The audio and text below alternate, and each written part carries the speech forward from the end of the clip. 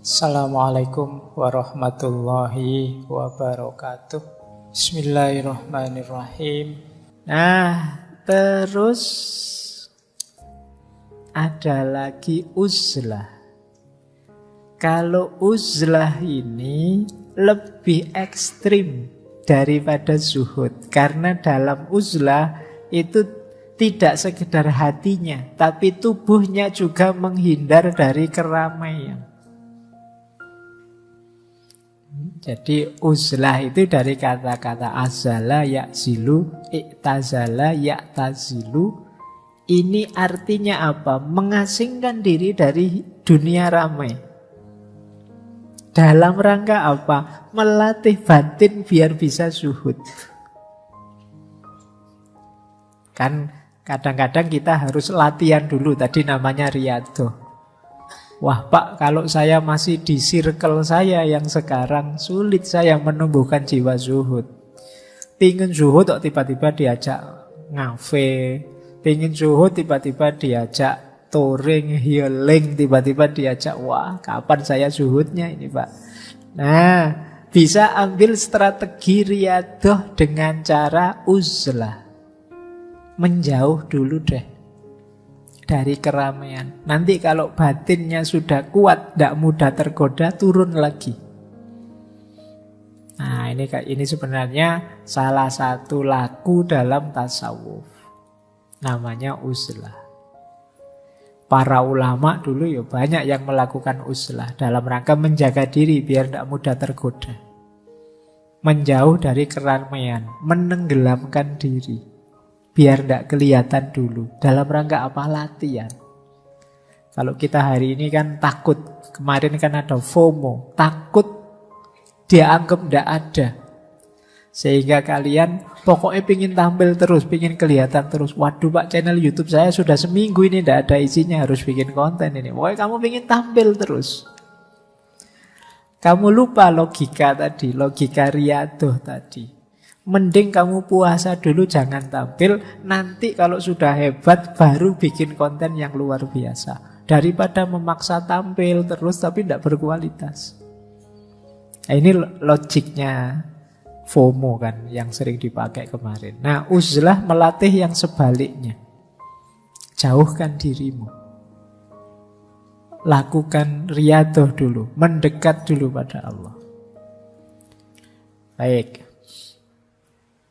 Nah, ini ada beberapa, ini saya ambil dari kitabnya Imam Ghazali ya, Ihya Ulumuddin.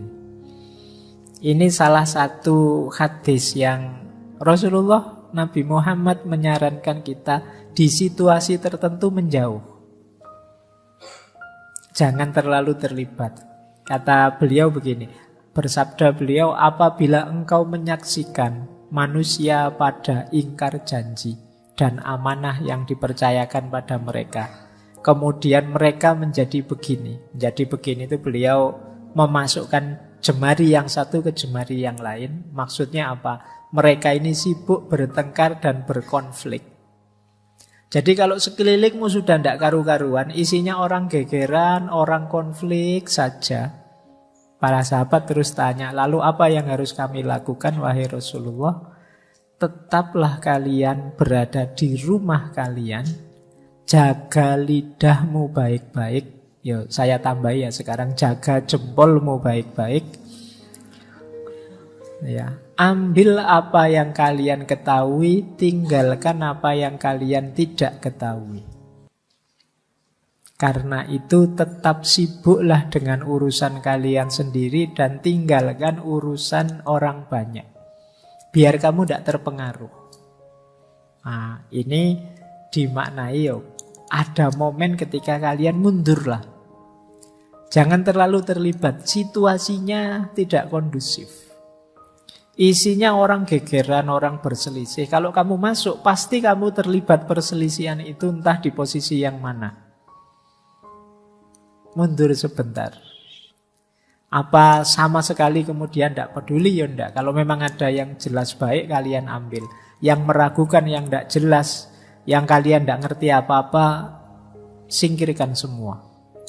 Nah, ini petunjuk dari Nabi. Ini juga dipakai untuk memahami uzlah. Atau ini kata-kata Umar bin Khattab, kesendirian lebih baik daripada sahabat yang buruk perilakunya. Punya temen sakos itu kok kurang ajar semua, yo wis lah, ndak apa-apa kamu milih. Aku tak menyendiri sebentar, menjauh sebentar. Ini ada kalimat dari Ibnu Somad. Ini masih saya ambil dari Ihya. Manusia itu ibarat obat yang dengan mereka kita bisa menyembuhkan beberapa penyakit. Kita ini kan makhluk sosial, butuh orang lain. Tapi hari ini banyak manusia yang justru jadi penyakit. Dan sulit mencari penawarnya. Oleh karena itu kata saya Ibnu Somad, larilah dari manusia banyak sebagaimana kalian lari dari singa. Waduh, sebelum aku diajak maki-maki ini tak minggir saja, lari saja. Wah, sebelum aku diajak berkonflik yang tidak jelas ini, tak pergi saja, minggir saja. Waduh, sudah nyinggung-nyinggung cebong dan apa? Aku tak minggir saja, itu sudah tidak produktif mesti diskusinya. Boleh. Karena kamu menganggap tidak kondusif situasinya sudah. Uzlahlah, jernihkan dirimu. Karena kalau kamu terlalu terlibat di dalam, biasanya sulit jernih. Kalian ngerti sesuatu secara nyata itu kan kalau ambil jarak sebentar, ambil jarak sedikit. Kalian tidak akan tahu kalau tembok ini warnanya hijau kalau wajahmu nempel di tembok. Nempel jadi satu nih. Kan tidak jelas ini hijau apa putih kan tidak jelas. Orang itu kelihatan ganteng apa cakep itu kan kalau ada jarak sedikit. Oh ya kamu ganteng. Tapi kalau wajahnya nempel itu ganteng dan tidak ganteng tidak masalah. Tidak ada bedanya. Wong yo tidak jelas karena nempel. Maka ambil jarak untuk bisa berpikir jernih. Nah, itu antara lain dengan uzlah. Oke, ini ngaji beneran kalau ini tidak apa ya. Ini saya ambil dari kitab Hikam Syekh Ibnu Athaillah As-Sakandari. Ini memang bagian tentang uzlah. Maknanya dalam, cuma saya bawa Arabnya saja, belum sempat menerjemahkan. Jadi ini masyhur sebenarnya. Yang pertama ya, nanti saya artikan pelan-pelan. Idfan wujudaka fi ardil khumul fama nabata mimma lam yudfan la yatimmu nata ijuhu. Kuburlah dirimu di bumi kesamaran. Khumul itu ketidakterlihatan. Ini maksudnya uzlah.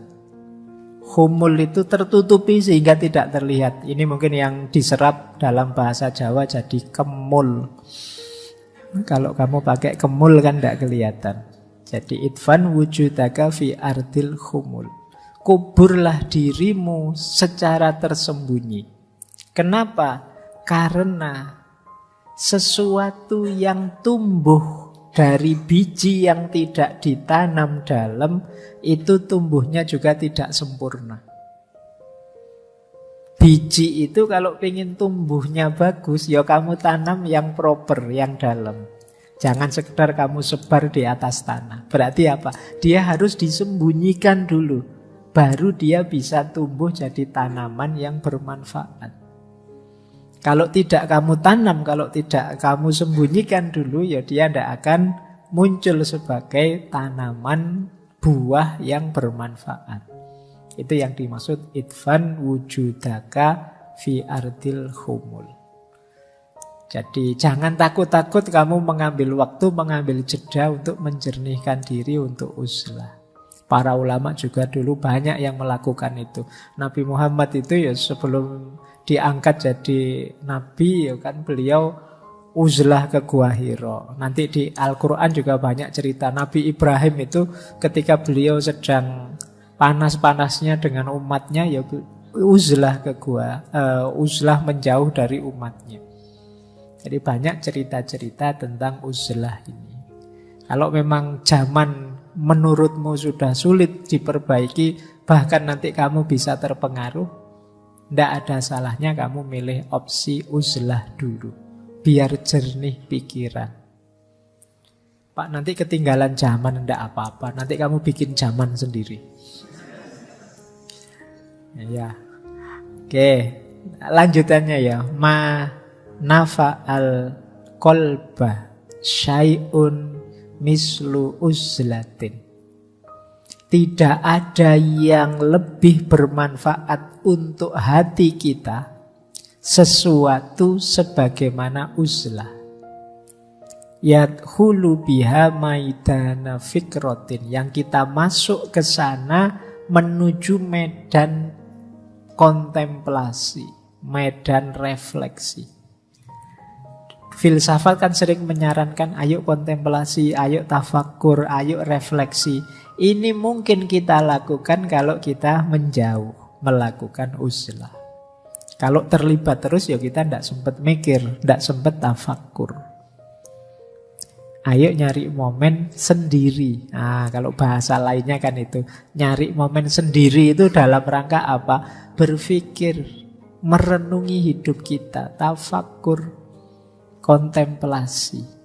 Jadi itu antara lain gunanya uzlah. Bukan kan banyak quote-quote itu, carilah momen sendiri. Tapi momen sendiri itu tidak sekedar untuk kamu bisa YouTubean sendiri, TikTokan sendiri, WA-an sendiri, enggak. Maksudnya untuk tafakur, kontemplasi. Nah, terakhir ini dari Syekh Ibnu Athaillah.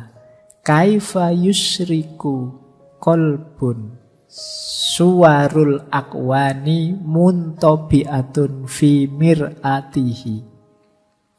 Bagaimana kolbu kita, hati kita bisa mendapat cahaya dari Tuhan.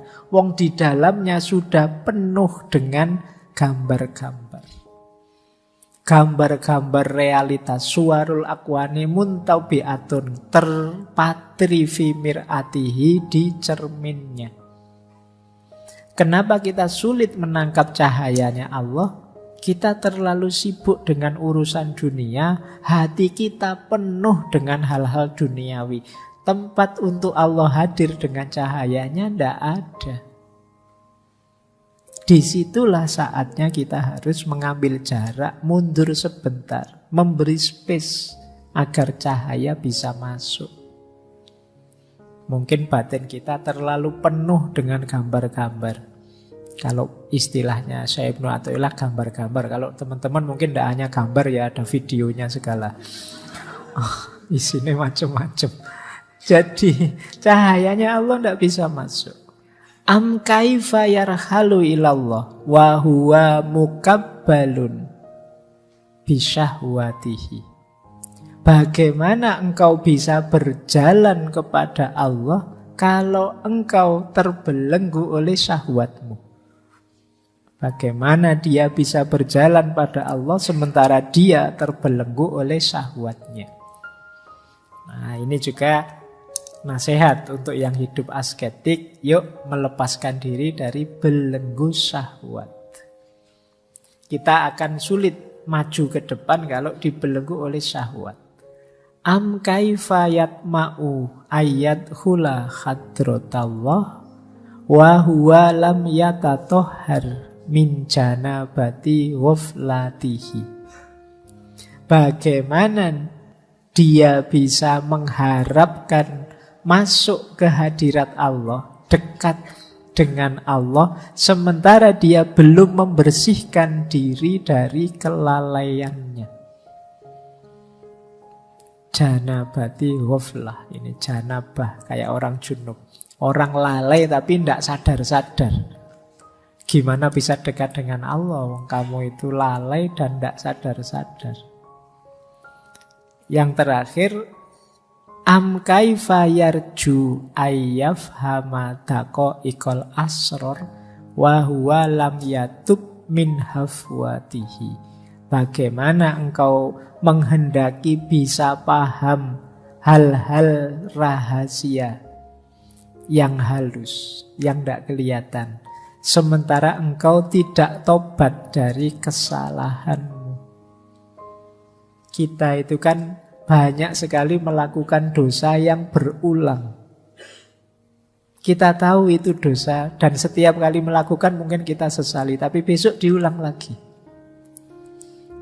Nah, ini namanya lam yatub min hafwatihi. Loh, kalau belum bisa berhenti melakukan dosa yang disengaja, bagaimana engkau bisa masuk ke ilmu-ilmu rahasia yang lebih dalam? Nah, ini salah satu bab bagian di kitab Hikam. Hikmah yang ke-11, 12, 13 mengajarkan kita untuk uzlah. Tujuannya apa? Menjernihkan diri. Dari yang pertama tadi ya, gambar-gambar duniawi. Yang kedua, dari belenggu syahwat. Yang ketiga, dari kelalaian. Hal-hal yang melalaikan kita. Entah apa itu, apa gadget, apa musik, apa film, apa apapun itu. Kok ternyata membuat kita lalai pada Allah. Yo, ayo kita bersihkan diri dari itu. Dan yang keempat, dari kesalahan-kesalahan. Nah, itulah gunanya kita uzlah. Menjauh sebentar. Kamu boleh menyebut ini momen me time atau momen sendiri, boleh lah. Pakai istilah yang lebih keren juga boleh. Yang penting kamu lakukan itu. Ini untuk ngerem kesombongan kita. Ini untuk ngerem rasa penting kita. Untuk ngerem segala yang kita lakukan yang tidak ada gunanya, yang sia-sia, yang dosa, yang syahwat, dan lain sebagainya. Inilah gaya hidup asketik yang namanya uzlah. Nah, ya meskipun begitu, di kalangan ulama ada beda pendapat. Kelompok tertentu mungkin ya jangan uzlah. Nanti dosenmu uzlah semua, kampusnya libur. Ya kan? Yo paling enggak ya nyari momen gantian. Atau mungkin ada hari libur tertentu yang panjang. Wah, ini mumpung libur panjang, saya tak ngambil momen untuk uzlah. Yo enggak terus-terusan. Nanti itu ada beda antara ulama sufi dengan beberapa ulama fikih. Ada yang bilang lebih utama ya uzlah, ada yang bilang ya enggak, lebih utama hidup bermasyarakat, memberi manfaat masyarakat. Kata Imam Ghazali, ya tergantung situasinya, tergantung orang-orang sekeliling kita. Kita yang bisa menentukan. Iya Pak, saya mau uzlah, tapi ini dulu Pak, ini waktunya ujian akhir. Nanti kalau saya tinggal uzlah nggak lulus-lulus saya. Uzlah tidak tenang saya. Itu kamu lihat situasi ya. Meskipun uzlah itu penting, ya kalian cari momen yang pas, yang tepat. Terakhir, ini tidak terasa waktunya. Tinggal 5 menit. Ini keutamaan uzlah. Dengan uzlah yang pertama kita punya kesempatan untuk memperbanyak ibadah mendekat pada Allah. Ini keuntungan pertama. Keuntungan kedua, kita paling tidak saat uzlah bebas dari dosa kemasyarakatan. Apa contohnya? Gibah, ya kan? Ya kalau kan kamu punya uzlah kan hasratmu untuk gosip kan paling tidak direm sementara. Mau gosip ini gatel aku, tapi sama siapa wong sedang uzlah. Nah paling tidak yang ini kan aman. Gibah aman. Kemudian amar ma'ruf nahi mungkar. Wah saya ini kan harusnya amar ma'ruf nahi mungkar ini. Tapi ya wong ini sedang menjauh dari keramaian. Sementara safe. Meskipun tidak amar ma'ruf nahi mungkar ya tidak apa-apa. Riya juga aman. Kamu kan tidak perlu pamer sama siapa-siapa. Kan wong sedang sendirian. Kemudian mengumpat, memfitnah. Arep misui sopo. Tidak ada orang lain. Kecuali yang memang kan ada yang teman yang terbiasa misuh. Sama dirinya sendiri juga misuh. Salah-salahi dewe ya misuh-misuh dewe. Nah, mungkin ada yang begitu. Ayo latihan ya. Nah, ini banyak dosa-dosa yang otomatis tidak mungkin jalan kalau kita sedang uzlah. Kemudian membebaskan kita dari pertengkaran, perselisihan, atau percakapan yang tidak ada gunanya, yang sia-sia. Jadi uzlah menyelamatkan kita paling tidak dari ini. Termasuk basa-basi yang tidak perlu, tidak penting, yang kadang membuat kita capek. Kalau ada orang kan kadang kita senyum, tapi begitu orangnya lewat, capek misalnya. Nah, kita kan sudah tidak butuh itu lagi kalau sedang uzlah. Jadi ini aman paling tidak kan. Jadi dosa-dosa, kesalahan-kesalahan kemasyarakatan paling tidak libur sebentar saat kita uzlah. Meskipun uzlah ini kita pakai momen latihan, memperkuat diri. Sehingga nanti kita balik lagi jadi orang yang lebih berkualitas. Kemudian menyelamatkan diri dari gangguan atau cercaan orang lain. Orang juga tidak bisa menjangkau kita tidak bisa menjangkau mereka. Kemudian putusnya harapan orang banyak atas kita dan harapan kita atas orang banyak. Ketika kita uzlah kan kita tidak berharap sudah pada banyak orang, wong kita sendirian. Orang banyak juga tidak bisa menemui kita, wong kita sedang uzlah. Tidak bisa saling memanfaatkan, tidak bisa tadi saling melakukan kejelekan, tidak bisa saling mencela, melihat dengan buruk, pokoknya tidak bisa, wong kita sedang menjauh. Ini keuntungan. Kita kan kemudian tidak harus capek, itu kata selanjutnya, karena mustahil mendapat kerelaan orang banyak dan memuaskan semua orang. Kita kan kalau dalam situasi normal kan pingin semua seneng. Kita ingin menyenangkan semua orang, itu kan capek. Memuaskan semua orang, itu kan capek. Maka putusnya harapan kita pada orang banyak dan harapan orang banyak pada kita. Nah, yang terakhir ini mungkin level kita. Kalau ini orangnya bodoh kayak kita selamat dari membodohi orang lain atau menyusahkan diri kita sendiri karena kebodohan kita. Jadi orang lain aman dari kebodohan kita dan keburukan kita. Minimalkan itu. Jangan dikira waktu kita uzlah terus kamu membayangkan, wah teman-temanku ini mesti merasa kehilangan. Siapa tahu mereka bersyukur, alhamdulillah. Sekarang punya teman yang satu yang biasanya ngerepoti ini sedang uzlah, bebas kita sementara. Nah, paling tidak kan dapat itu temanmu. Jadi kamu dapat pahala dari temanmu yang bahagia. Meskipun kamu pontang-panting uzlahnya, tapi lumayanlah membahagiakan orang kan pahala. Jadi ini keutamaan uzlah, bagian dari hidup asketik. Kalau uzlah masih belum kuat, nanti bisa lanjut kholwat. Kholwat ini lebih nyepi, biasanya kamu malah nyari tempat khusus, kamar sempit yang lebih sempit dari biasanya untuk benar-benar mendidik diri. Atau mungkin kalian milih riyadoh yang lain yang lebih cocok untuk kalian. Paling tidak manfaatnya uzlah ini kalian bisa merenungi diri. Kan ini bagian dari keutamaannya orang hidup, itu kan memahami diri, merenungi diri, mengenali diri, dan mengenali batas hidup kita. Sehingga kita hidup di tataran guna, baik guna untuk diri kita maupun guna untuk masyarakat sekeliling kita. Tidak di tataran kesia-siaan.